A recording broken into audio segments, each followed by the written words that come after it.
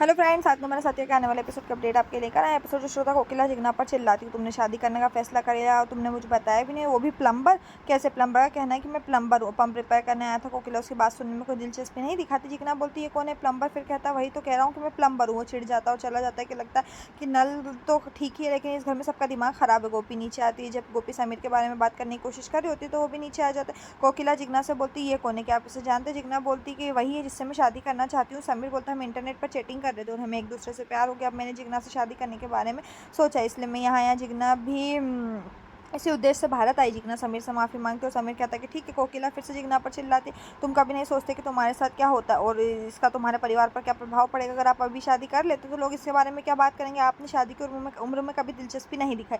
जिगना बोलती नहीं कोको, मुझे समीर बहुत पसंद है और मैं उससे शादी करना चाहती हूँ। एक बार अपनी बहन की खुशी के एंगल से भी सोच लो। कोकिला दृढ़ता से कहती कि ये विवाह नहीं हो सकता। कोकिला कहती जिगना मुझे उम्मीद है कि आप समझ गए होंगे। समीर कहता कि मैं तुम्हारी परेशानी समझ सकता हूँ, जब हम लगभग एक ही उम्र के हैं और हम शादी करना चाहते हैं, फिर आपको क्या प्रॉब्लम है। कोकिला चिल्लाती तुम मेरे परिवार के सदस्य नहीं हो, इसलिए प्लीज़ मेरी बहन और उसकी शादी के बारे में बात ना करें। जिगना को गुस्सा आता है। जिगना समीर को अभी जाने के लिए कहती है, वो जाता है। जिगना कहती तुमने मेरी होने वाली का अपमान किया। कोकिला चिल्लाती चुप रहो जिगना, ये आपकी शादी की उम्र नहीं और आप अभी शादी नहीं कर सकते। जिगना कहती आप कौन होते ही मुझे ये बताने वाले, मैं उससे शादी करूंगी जिससे मैं प्यार करती हूँ। कोकिला कहती क्या तुमने ये बात माँ को बताई?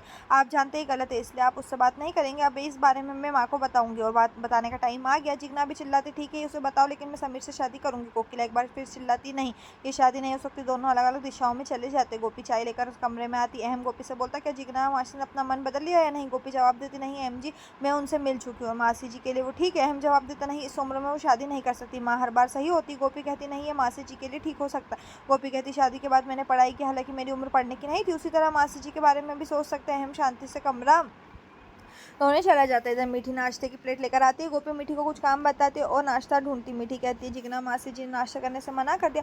गोपी को ले लेती है और कहती है एक बार कोशिश करके देखो। जिगना अपने कमरे में कोकिला के बारे में बुदबुदाती हुई टेंशन में। समीर जिगना को फोन करता है, वो फोन काट देती है। कोकिला गोपी जिगना के कमरे में आती है, लेकिन कोकिला उसे रोक लेती। गोपी बोलती मासी जी ने सुबह से कुछ भी नहीं खाया, मैं इनके लिए लाई हूँ। कोकिला कहती मैं उसे बचपन से जानती हूँ, वो उसकी सबकी सहानुभूति पाने के लिए ऐसा कर रही है, बस इतना ही, टेंशन मत करो, बाद में मीठी के साथ खाना भिजवा दूंगी। गोपी कोकिला को इस बार मैं एक बार फिर से सोचने के लिए कहती। कोकिला कहती है नहीं गोपी, मैं जिगना के बारे में अच्छी तरह जानती हूँ, वो बहुत आसानी से अपना मन बदल लेती है। अब भी उसका ये फैसला ज़्यादा दिन टिकने वाला नहीं है। राशि जिगना की बात उर्मिला से कहती है। उर्मिला अभी डांटती है कि अब इस आग में शादी क्यों वो कहती है इस एज में शादी क्यों करना है, लेकिन राशि जिगना का बचाव करती है। अगले दिन सुबह बा ने कोकिला से जिगना के बारे में पूछा। हर कोई जिगना का समर्थन करता है कि उसने एक दिन से खाना नहीं खाया। कोकिला कहती है वो अपने फैसले में गलत है, उसने उसके साथ इंटरनेट पर बात की और शादी करने का फैसला किया, मैं इसकी इजाज़त कैसे दे सकती हूँ। पराग भी जिगना का समर्थन करते हुए कहता है नहीं कोकिला, मैं समीर के बारे में जानता हूँ, हमें जिगना को एक मौका देना चाहिए। दरवाजे की बिल बजती। कोकिला राशि को दरवाज़ा खोलने के लिए भेजती है। एक बार फिर नानी राशि को भूल जाती है और सोचती है मीठी।